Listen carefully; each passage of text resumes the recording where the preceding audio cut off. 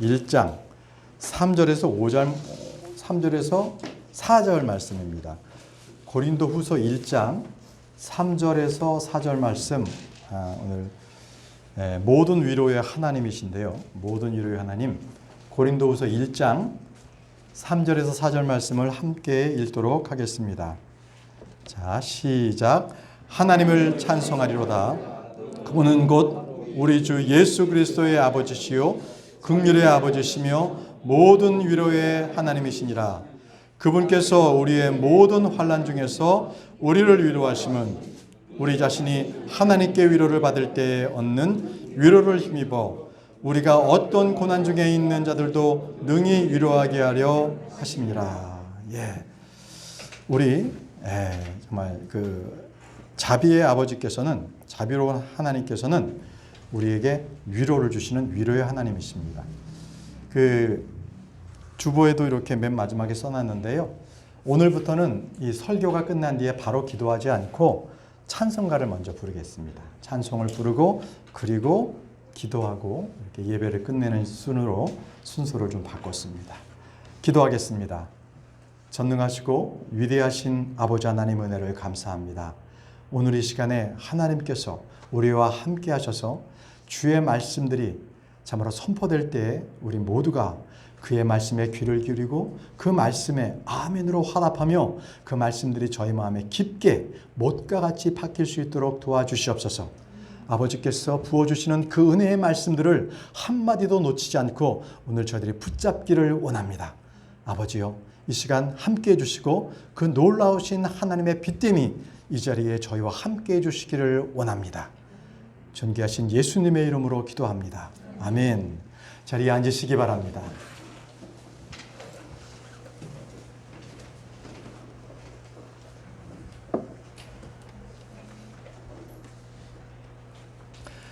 여러분들에게는 혹시 어려움이 생겼을 때, 어려움이 닥쳤을 때, 또는 마음의 상처를 받아서 크게 낙심하고 있었을 때 어떻게 그것을 회복해 나가십니까?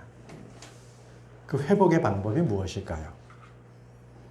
사람들은 보통 취미 활동을 해서 그 취미를 통해서 자기의 그 마음의 혼잡함을 잊어버리려고 하기도 하고요.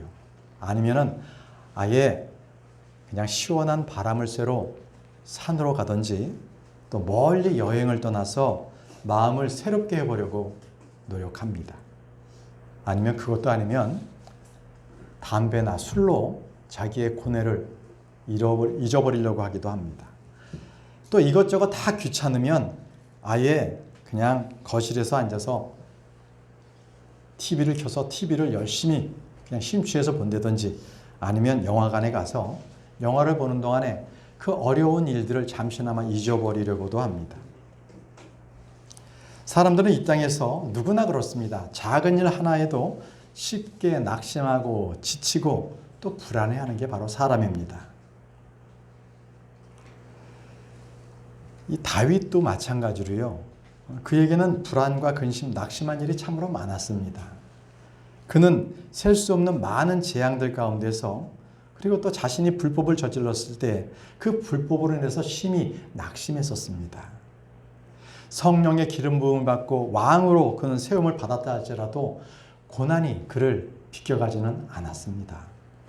시편 40편 12절 말씀에 셀 수 없이 많은 재앙들이 나를 에워싸고 내 불법들이 나를 붙들므로 내가 위를 볼 수도 없사오며 그것들이 내 머리털보다 더 많으므로 내가 낙심하나이다.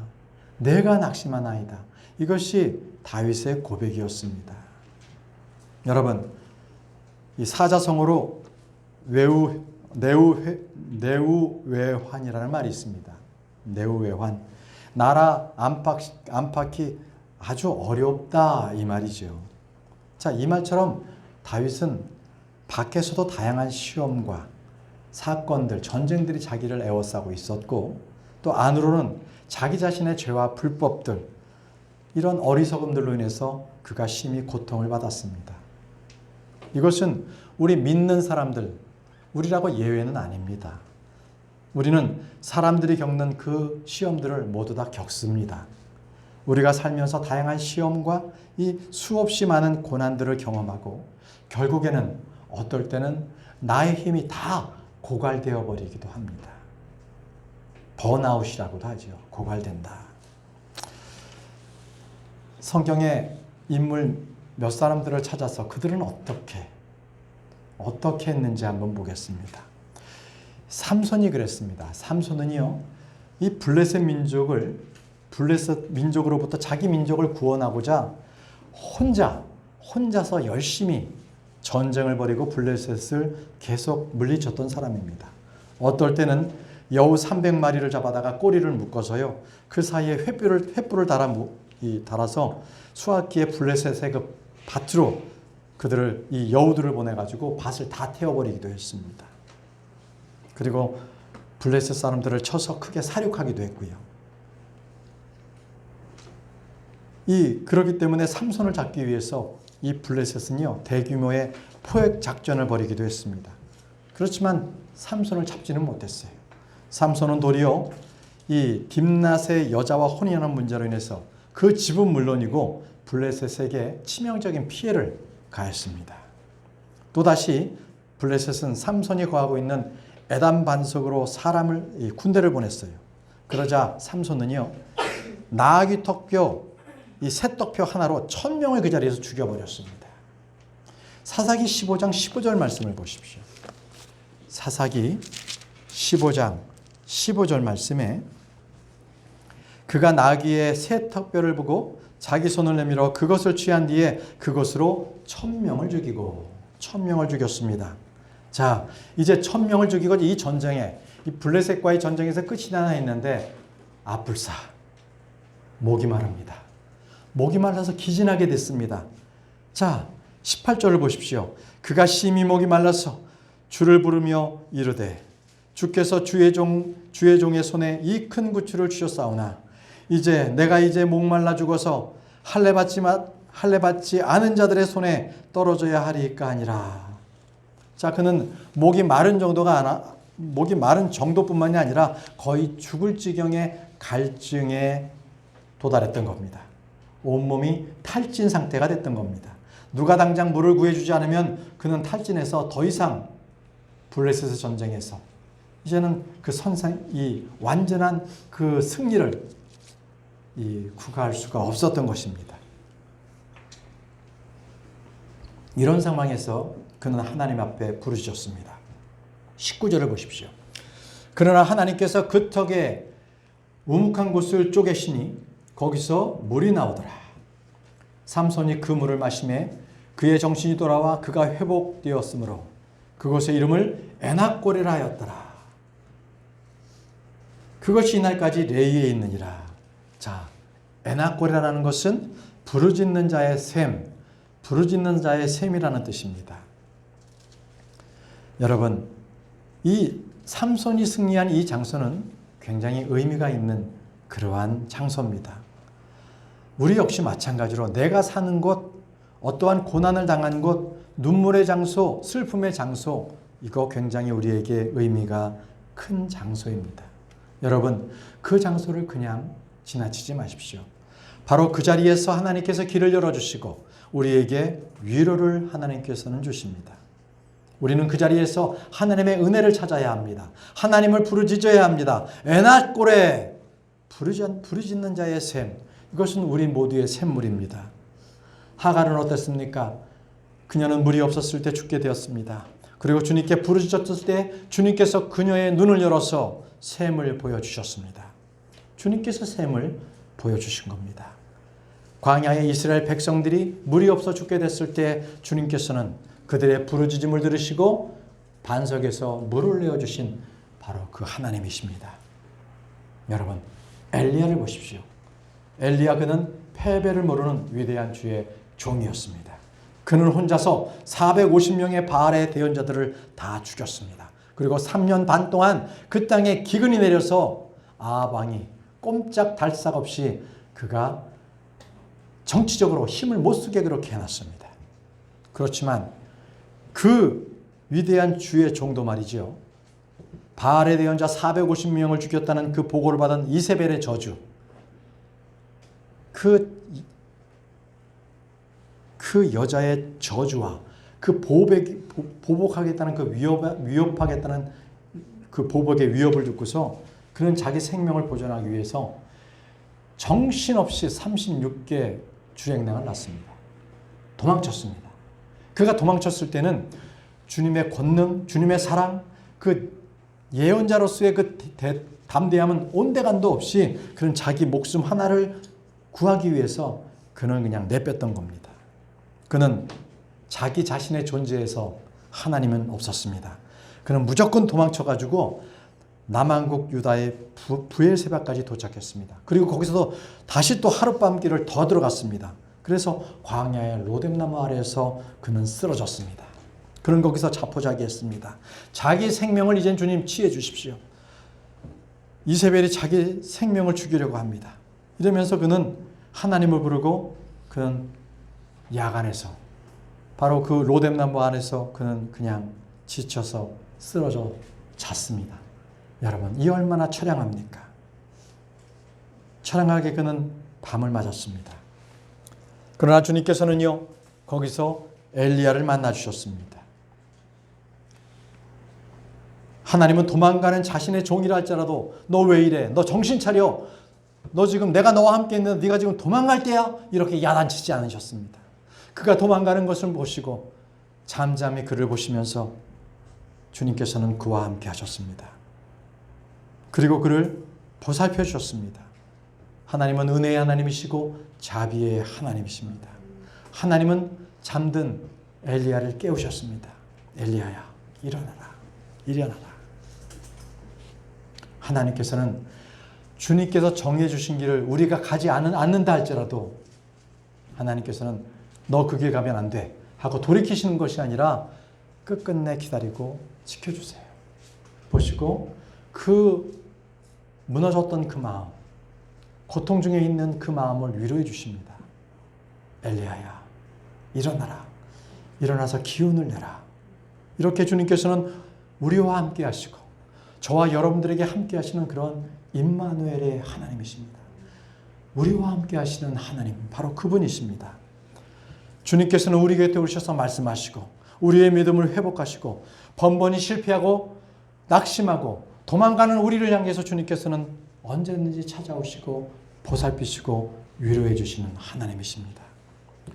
열왕기상 15장 5절에 보니까 로뎀나무 밑에서 엘리야가 누워 있는데 그때 한 천사가 그를 어루만지며 그에게 이르되 일어나 먹으라. 일어나 먹으라 아니라 이렇게 말씀하고 있습니다. 주님께서는 마치 병든 아이가 누워 있었을 때 바로 그 모습처럼 엘리야를 어루만졌습니다. 사랑하는 그 종을 어루만졌습니다. 시편 103편 13절에는 이렇게 말씀하십니다. 아버지가 자기 자식을 불쌍히 여기는 것 같이 주께서 자신을 두려워하는 자들을 불쌍히 여기시나니. 엘리야가 로뎀나무 밑에서 누워서 잘 때 주님께서는 천사를 친히 보내셔서 그를 보살피시고 엘리야의 힘을 북돋아 주었습니다. 너 지금 뭐하고 있는 거야? 네가 지금 이렇게 잠자고 있을 때야? 그러면서 그를 날카롭게 책망하지 아니하시고 꾸중하지 아니하시는 하나님, 위로하시는 하나님이셨습니다. 이것이 바로 하나님의 은혜입니다. 우리가 믿음의 길에서 벗어났을 때 하나님께서는 바로 우리에게 호통치지 아니하십니다. 우리를 위로하시고 우리에게 자비를 베푸셔서 다시 와라, 돌아와라. 이렇게 주님께서는 우리를 기다리시는 분이십니다. 자, 이제 엘리야는 너무나 지쳐서 그는 잠들었습니다. 자, 여러분은 잠을 잔다는 것이 얼마나 큰 축복인지 아시죠? 좀 전에도 우리 쉬는 시간에 우리 한 자매님과 대화 나눌 때 정말 잠을 자는 것이 얼마나 큰 위로고 큰 복인지 모른다고 합니다. 자매님들이 잠을 못 주물 때, 피곤할 때 잠을 못 잔다는 그것은 너무나 큰 고통입니다. 여러분, 믿으십시오. 하나님께서는요, 자신이 사랑하는 자에게 잠을 주십니다. 시편 127편 2절에 너희가 일찍 일어나고 늦도록 앉아 있으며 고통의 빵을 먹으며 헛되도다. 이처럼 그분께서 자신이 사랑한 자에게 잠을 주시는도다. 자신이 사랑한 자에게 잠을 주신다고 말씀하고 계십니다. 여러분, 주님의 은혜를 안다면 매일 밤 우리가 맞이하는 그 잠도 주님의 은혜라는 것을 우리가 알게 됩니다. 잠이라는 것은 우리가 매일 밤 잘 때 주님께서 주시는 선물입니다. 매일매일 오기 때문에 우리가 그것을 느끼지 못할 때도 있습니다. 그러나 여러분, 너무나 피곤할 때 잠을 잘 수 없는 경험 해보셨습니까? 너무 피곤하면 잠도 잘 수 없습니다. 어떨 때는요, 걱정이 너무 많아서 그 생각 때문에 잠을 못 이룰 때도 있습니다. 하나님께서 잠을 거두어 가신다면 우리는 매일 잠을 자는 그것이 얼마나 귀중한 것인가를 깨닫게 될 것입니다. 그것이 하나님의 은혜인가를 그때서야 알게 될 것입니다. 잠을 잘 수 없다면 수면제에 의해서 수면제를 의지할 수밖에 없겠죠. 어떤 사람은, 교회 안 다니는 사람은 아예 술을 한 잔 마셔야만 잠을 자는 사람도 있을 것입니다. 그렇지 않으면 이 불면의 고통을 호소하는 사람들, 이 사람들도 있을 것입니다. 시편 77편 4절 말씀에 주께서 내 눈을 붙드사 깨어있게 하시나니 내가 심히 괴로워서 말도 할 수 없나이다. 잠을 이루지 못한다면 그 피곤함 때문에 그 괴로워서 말도 할 수 없을 지경이라는 겁니다. 주님께서는 지금 엘리야의 그가 너무나 괴로운 그 상태의 마음 상태를 아시고 그에게 잠을 허락하신 것입니다. 어떤 엘리야가 어땠습니까? 그는 예스레엘에서 브엘세바까지 하룻길을 그는 거기서 더 행군을 해서 장장 145km를 그는 달려갔던 겁니다. 145km. 주님은 우리의 창조시기 때문에 바로 엘리야의 몸의 상태가 어떤지를 잘 아셨습니다. 그 체질을 잘 아시는 분이 바로 우리 하나님이십니다. 시편 103편 14절 말씀에 그분께서는 우리의 구조를 하시며 우리가 먼지임을 기억하시는도다. 성도들이 매일 밤 잠을 자고 일어난 뒤에 잠을 주시는 하나님 앞에 감사하고 그렇게 찬양하는 여러분들이 되시길 바랍니다. 엘리야가 로뎀나무 밑에서 누워서 잘 때 한 천사가 그를 어루만지면서 일어나라고 했습니다. 우리는 엘리야가 하나님의 사역을 벗어나서 그가 멀리 떠나고 하나님을 거역했기 때문에 분명히 하나님께서 그를 징계하시고 엄히 책망하실 걸로 그렇게 생각할 수도 있습니다. 그러나 우리의 생각과 하나님의 생각은 너무나 다릅니다. 이사야 55장 8절과 9절 말씀에 내 생각들은 너희 생각과 같지 아니하며 내 길들은 너희 길들과 같이 아니하니라. 주가 말하노라. 하늘들이 땅보다 높음같이 내 길들은 너희 길들보다 높으며 내 생각들은 너희 생각들보다 높으니라.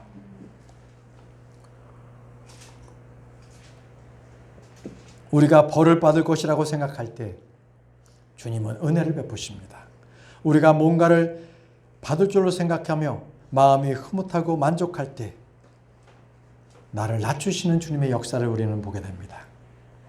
천사가 엘리야를 어루만진 것은 엘리야가 영적 전투를 치룰 때나 또 믿음과 순종으로 일을 잘할 때가 아니라 도망쳐서 잠을 잘 못 잘 때 바로 그 상태에 잠잔 바로 엘리야를 찾아오셨다는 것에 우리는 주목해야 합니다. 이것이 바로 하나님의 명령을 떠난 엘리야에게 하나님이 오신 바로 우리가 생각했던 것과는 다른 하나님의 생각을 보여주는 것입니다. 자, 엘리야는 먹을 것을 달라고 기도하지 않았습니다. 그러나 하나님께서는 엘리야에게 은혜를 베푸셨고 바로 먹을 것을 그 앞에 베푸셨습니다. 하나님께서 무서운 진노와 무서운 심판을 내리신 것이 아니라 그에게 주님께서는 은혜를 베푸셨습니다. 그래서 시편 103편 10절 말씀에 그분께서 우리의 죄들에 따라 우리를 다루지 아니하시고 우리의 불법들에 따라 우리에게 갚지 아니하셨으니 이렇게 말씀하십니다. 여러분, 하나님께서는 놀라우신 하나님이십니다. 우리를 위로하신 하나님이십니다. 열왕기상 19장 6절에 보니까 그가 바라보니 보라 머리맡에 숫에 구운 빵과 물 한 병이 있더라. 그가 먹고 마시고 다시 누웠더니 엘리야는 로뎀나무 아래에서 굶주림과 갈증으로 그는 죽을 수밖에 없었습니다. 천사가 깨워서 보니까 바로 그 앞에 머리맡에 이 구운 빵과 물 한 병이 있었습니다. 여러분, 엘리야에게 베푼 이 위로의 하나님께서 바로 저와 여러분들의 하나님이십니다.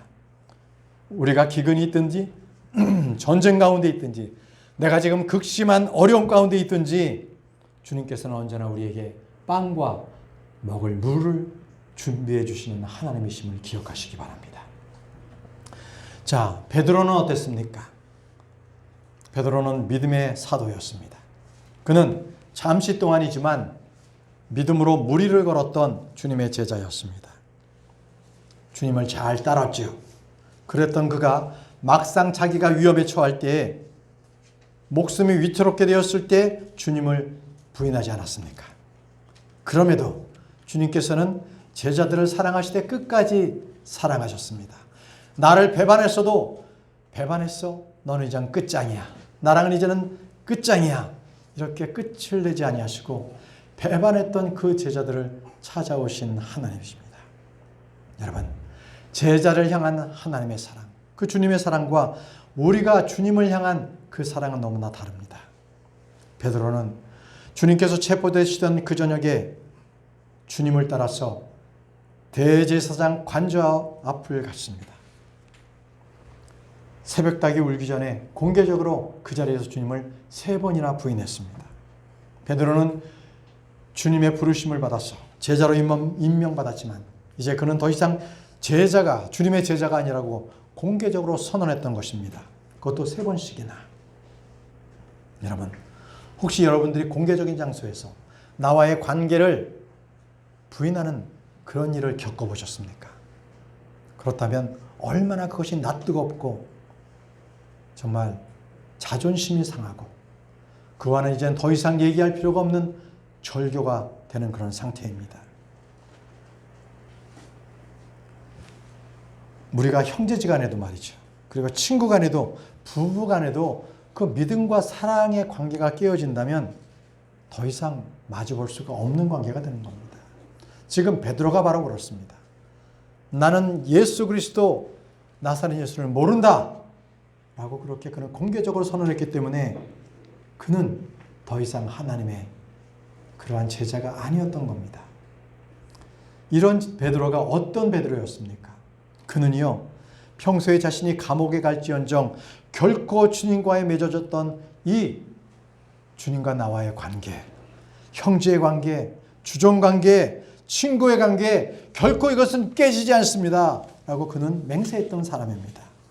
마가복음 14장 31절에 그러나 그가 더욱 열렬히 말하되 내가 주와 함께 죽을지언정 결코 주를 부인하지 아니하리이다 하매 그들이 다 그같이 말하니라. 이랬던 베드로입니다. 이렇게 맹세했던 그 베드로가 그는 이 맹세를 철저하게 3번씩 부인했습니다. 여러분, 베드로는요, 자기 자신을 너무나 신뢰했어요. 그래서 육신의 자기의 무죄함을 알지 못했습니다. 베드로는 마귀의 강교나 그 술수와 같은 그 영적 지식에 대해서 많이 무지했습니다. 하나님의 말씀을 믿고 순종해야 하는 그 믿음도 그에게는 부족했던 것입니다. 시험에 들지 않도록 깨어 기도해야 한다는 그 영적인 우리에게 주신 그 의무, 이것도 게을리했던 사람입니다. 그런 그에게 주님께서 이렇게 물으셨습니다. 요한복음 21장 15절에 요나의 아들 시몬아 내가 이것들보다 나를 더 사랑하느냐. 참으로 놀라우신 주님의 물음입니다. 자기를 배반한 그 제자에게 가서 그에게 내가 나를 이것들보다 사랑하느냐 이렇게 묻고 계십니다. 이에 베드로는 주여 그러하나이다. 내가 주를 사랑하는 줄 주께서 아시나이다. 이렇게 진심 어리게 답변했습니다. 그런 베드로에게 주님께서는 내 어린 양들을 먹이라고 말씀하셨습니다. 내 어린 양들을 먹이라.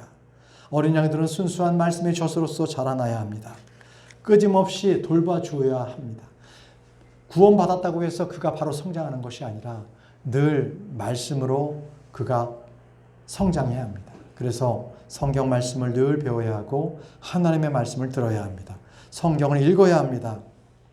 자, 베드로에게 바로 그 역할이 주어졌습니다. 내 어린 양들을 먹이라. 내 어린 양들을 먹이라.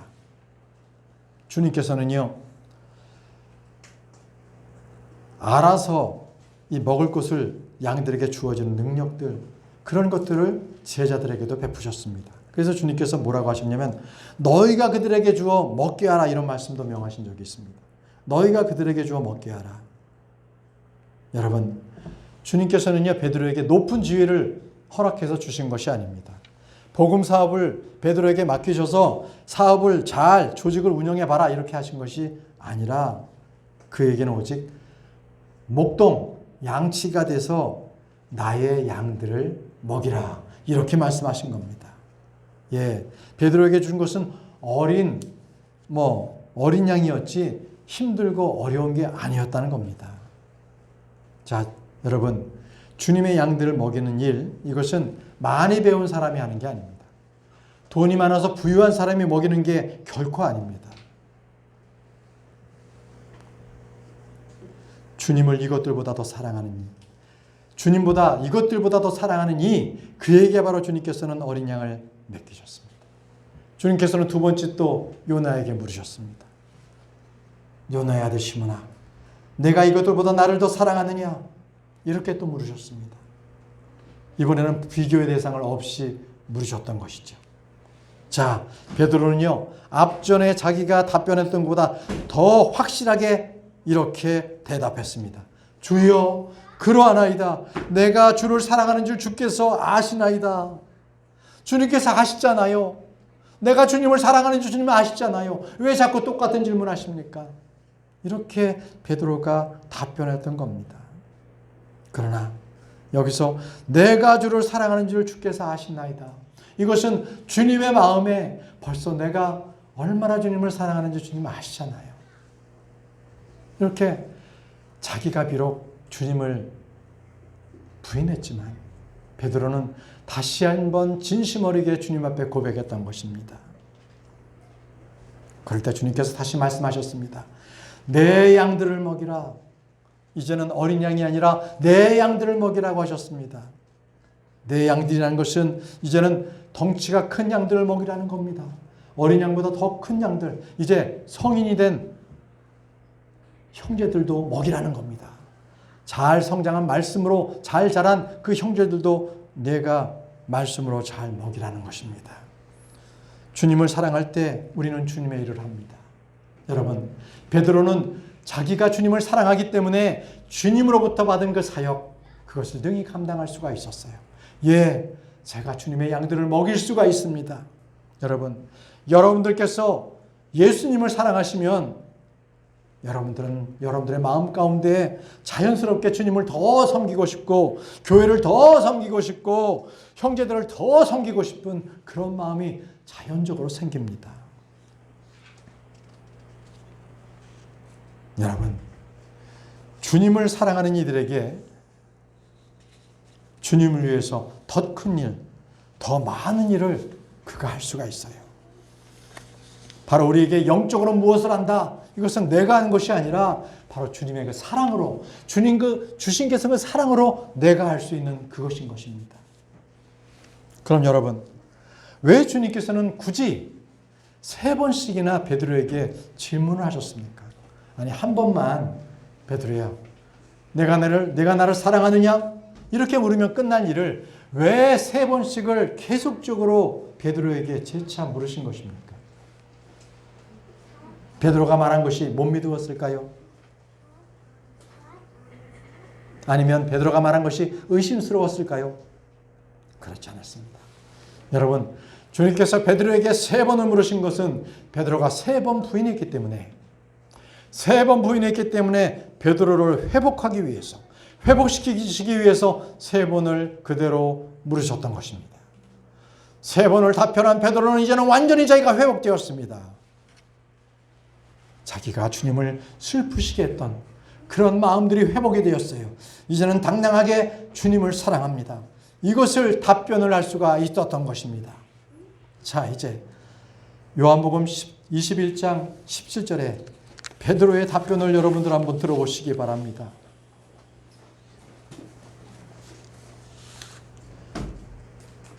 주여, 주께서 모든 것을 아시오매 내가 주를 사랑하는 줄 주께서 아시나이다. 베드로는 더욱더 겸손하게 자신의 사랑을 고백했습니다. 여러분, 이 고백한 베드로에게 주님께서는 단 한 가지를 말씀하셨습니다. 내 양들을 먹이라, 내 양들을 먹이라. 자, 이제 베드로는 회복되었습니다. 그래서 베드로는요, 자기가 베드로 전후서를 쓰면서 그는 참된 목자상으로서 예수 그리스도께서 말씀하신 그 양들을 먹이는 일에 최선을 다했습니다. 그래서 베드로전서 5장 2절과 4절에는 그가 참 목자로서의 삶을 어떻게 살아야 하는가, 이것을 기록했습니다. 베드로전서 5장 2절에서 4절 말씀에 너희 가운데 있는 하나님의 양떼를 먹이고 감독하되 억지로 하지 말고 자진해서 하며 더러운 이익을 위하여 하지 말고 오직 준비된 마음으로 하며 하나님의 상속 백성 위에 주인처럼 군림하지 말고 오직 양떼에게 본이되라. 그리하면 목자장께서 나타나실 때에 너희가 사라지지 아니하는 영광의 간을 받으리라. 여러분, 이 베드로 전후서를 쓰게 된 이 베드로는 그가 마음의 상처를 주님으로부터 위로받고 그가 회복되지 않았다면 결코 그는 기록하지 못할 그런 위대한 베드로 전후서를 작성하게 됐던 겁니다. 여러분, 이제 제자들에 대한 말씀을 드리겠습니다. 제자들 모두 그들은 부활하시기 전에 예수님 보고 그들은 도망쳤습니다.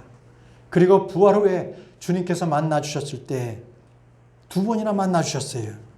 그리고 그들은 예수님께서 다시 부활하셨다는 것을 믿었지만 결코 그들의 모습은 변하지 않았다는 겁니다.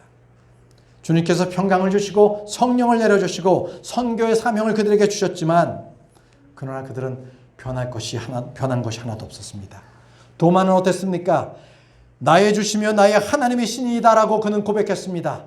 그가 믿지 못했던 그 예수 그리스도, 그분께서 못자국 난 손, 찬자국 난 옆구리를 보여주실 때 그는 이제 예수님을 믿겠습니다. 예수님은 나의 하나님이십니다라고 외쳤지만 그는 복음을 증거하지 않았습니다.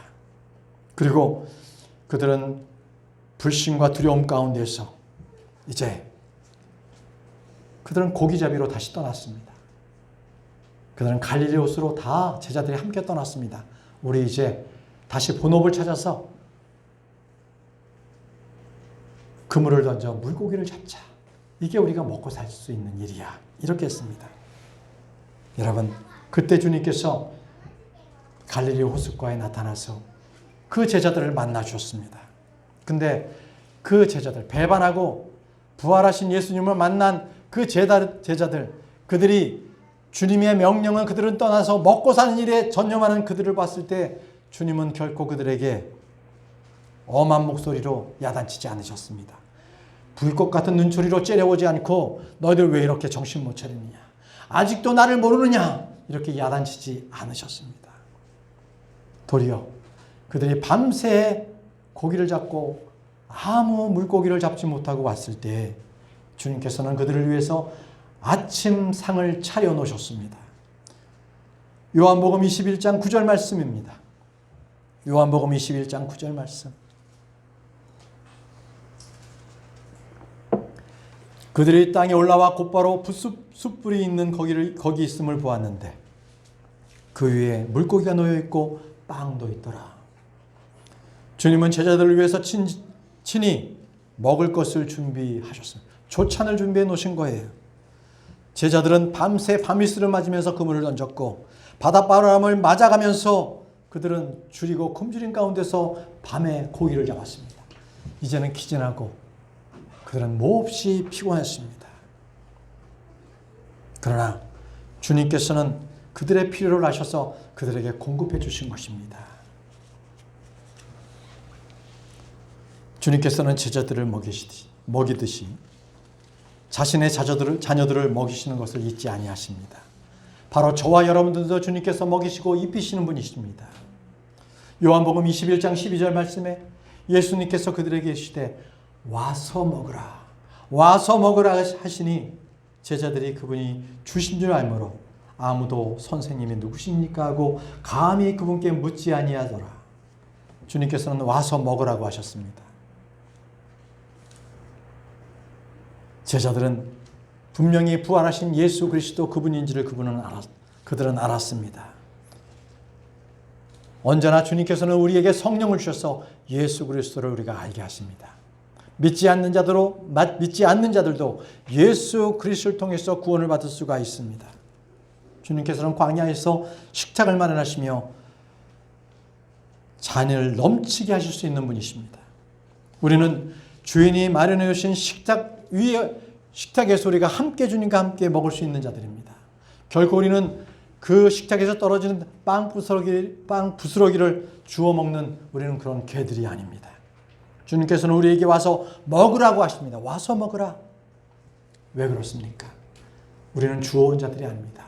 우리는 하나님의 자녀들이기 때문에 와서 먹으라고 하십니다. 우리는 주님과 함께 먹습니다. 생각해 보십시오. 혹시 여러분들께서 대통령이나 총리가 초대를 해서 어디 만찬장을 갔다고 생각해 보십시오. 만찬장에는 항상 헤드 테이블이 있습니다. 가장 정가운데에 있습니다. 그래서 초대한 사람들이 그 자리에 앉습니다. 주최자들이 그 자리에 앉지요. 그러면 가장 이 기자들이 눈여겨보는 것은 그 헤드 테이블에 누가 앉냐는 거예요. 누가 앉느냐. 그 초청한 사람들의 가장 으뜸되는 그러한 VIP로서 초청된 그 사람이 누구냐는 것입니다. 여러분, 우리는 주님께서 초청하신 그 자리에 그 헤드 테이블에 저와 여러분들이 주님과 함께 앉습니다. 우리는 다른 사람들이 아니라 바로 주님의 아들들이기 때문에 주님과 함께 앉습니다. 우리는 그런 특권을 가지고 있습니다. 사랑하는 성도 여러분, 삼손, 다윗, 엘리야, 베드로, 그리고 그 모든 제자들, 이들은 모두 우리와 성정이 같은 사람들입니다. 그런데 다만 차이가 있다면 그들은 어려운 가운데서도 소망을 놓지 않고 또 주의 도우심으로 인해서 여전히 주님을 찬양했다는 것이 다릅니다. 다윗은요, 고통과 고난 가운데 서서 승리하는 법을 그는 알고 있었습니다. 그래서 시편 42편 5절 말씀에 오 내 원하네 어찌하여 내가 낙심하느냐 어찌하여 내가 내 속에서 불안해하느냐 너는 하나님께 소망을 두라. 그분의 얼굴에 도우심으로 인해 내가 여전히 그분을 찬양하리로다. 예, 다윗은 불안하고 낙심이 될 때마다 주님께 소망을 두고 주님을 찬양했습니다. 여러분들께서 혼이 낙심이 되고 어디 누군가로부터 위로를 받고 싶다면 여러분 다윗을 생각하십시오. 그는 사망의 그늘질 골짜기를 다닐지라도 해악을 두려워하지 않는다고 했습니다. 그것은 단 하나 주께서 함께 하시기 때문에 그는 위로를 받기 때문이라고 그는 시편 23편에 기록했습니다.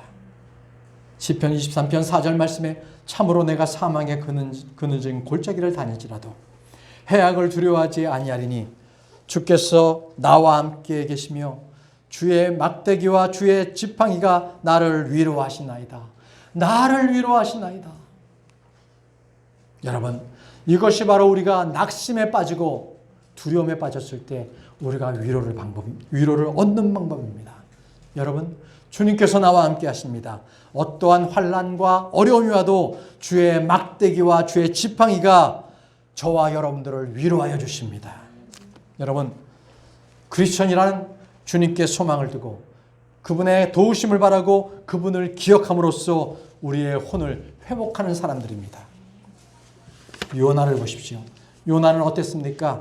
하나님으로부터 니느웨에 가서 그들의 사악함을 회개하라는 주님의 말씀을 받았습니다. 그러나 그는 아시아로 수도인 니느웨로 가지 않고 도리어 다시스로 갔습니다. 다시스로. 반대 방향으로 갔습니다. 그는 주님의 인도하심을 거절했습니다. 그때 어땠습니까? 그의 혼은 낙심했습니다. 불안이 엄습했습니다. 그는 진짜 아무것도 할 수 없는 그러한 상태에서 배 안에서 그저 엎드려서 잠만 자고 있었습니다. 아무 일도 할 수 없었습니다. 왜? 밖에서는 폭풍우가 치고 요란한 바람이 몰아와도 그는 그저 잠만 잘 수밖에 없는 하나님을 떠난 바로 그 외롭고 정말 그 마음에 형용할 수 없는 그런 어려움에 처한 그런 사람이었습니다. 자, 이 요나의 모습을 통해서 우리는요, 멸망해가는 이 세상에서 정말 무신경하게 주님을 믿지 않는 그런 사람들의 모습을 봅니다. 그리고 기도하지 않는 교회의 모습도 봅니다. 깨어있지 못한 성도들도 모습을 우리는 그 모습에서 볼 수가 있습니다. 여러분, 지금 이 세상에서 마지막 시대에서 크리스천들은 깨어있지 못하고 그들은 깊이 잠들어 있습니다. 폭풍우가 불어있는데도 그 몰아치는 그 파도 속에서도 그들은 그냥 영적으로 죽어만 있습니다. 요나서 2장 7절 말씀에 요나의 고백을 들어보십시오. 내 혼이 내 속에서 기진할 때 내가 주를 기억하였더니 내 기도가 주께 이르렀으며 주의 거룩한 전에 이르렀나이다. 내 혼이 내 속에서 기진할 때 내가 주를 기억하였더니, 내 혼이 기진할 때라는 것은 그가 바닷속에 던져 숨지기 전을 말합니다. 요나는 바닷속에 던져지면서 그는 죽기 전에 주님을 기억했습니다. 주님, 저를 기억하옵소서. 요나의 기도는 주님께서 즉각 응답해 주셔서 3일 동안 죽음을 맛보고 지옥을 경험한 뒤에 그는 부활했습니다. 다시 고래의 뱃속에서 나왔던 것입니다. 그리고 그는 다시 회복되어서 니느웨로 가서 하나님의 말씀을 그들에게 선포했던 것입니다. 여러분, 저와 여러분들은 언제나 하나님의 위로가 필요한 존재입니다. 우리는 연약하고 쉽게 상하고 쉽게 불안해하고 염려와 불안이 끊이지 않는 존재입니다. 그러나 그러한 때 여러분들은 기억하십시오. 주님께서 나의 목자시다. 그분께서 나를 푸른 초장으로 잔잔한 물가로 인도하시는 분이시다. 바로 그분께서 내 절망 가운데 있는 내 혼을 회복하는 분이시라는 것을 기억하시기 바랍니다. 그렇습니다. 주님만이 나의 목자십니다. 우리는 주님의 양입니다. 양은 스스로 모든 문제를 해결할 수 없습니다.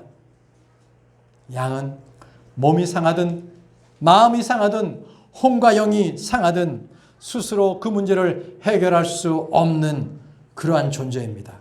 양의 모든 문제는 목자의 문제입니다. 나의 모든 문제는 예수 그리스도께서 져주십니다. 결코 그 문제로 여러분들 상하지 마십시오.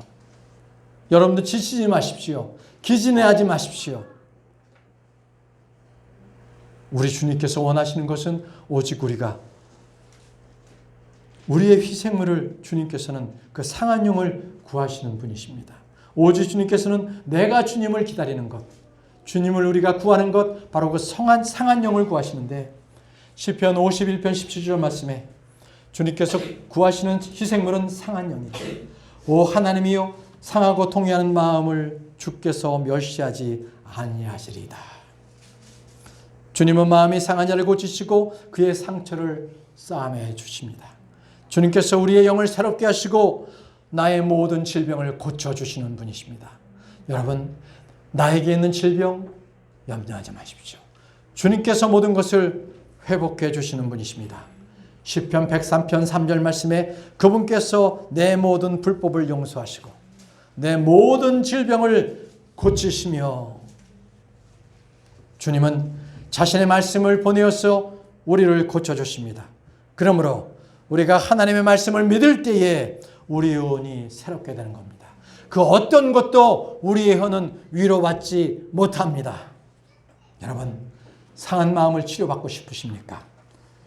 여러분, 그 치료는 주님의 말씀으로부터 우리의 몸과 영이, 혼이 치유가 될 수가 있습니다.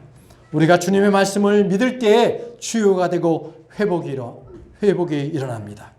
그 말씀은 우리를 위로하십니다. 여러분, 위로하시는 하나님은 우리를 굳게 세우시기를 원하시는 겁니다.